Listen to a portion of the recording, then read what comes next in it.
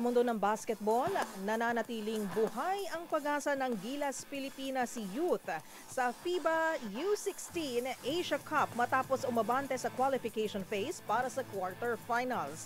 Nakatulong sa pag-usad ng Gilas ang panalo ng Chinese Taipei laban sa Indonesia, kaya't nakatapos ang Pilipinas sa ikatlong pwesto sa Group B na may 1-2 record. Magbabalita si Millie Borja.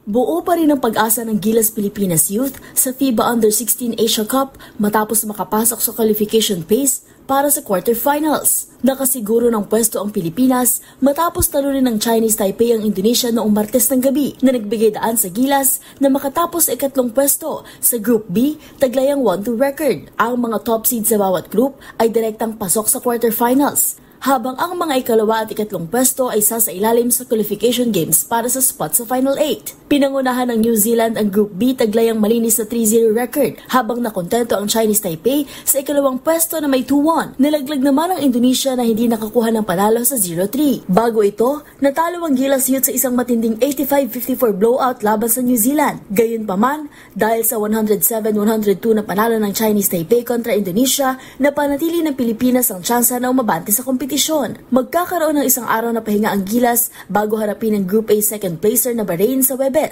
Ang mananalo sa laban na ito ay papasok sa top 8 upang masagupa ang undefeated na China. At yan ang mga latest updates sa mundo ng sports.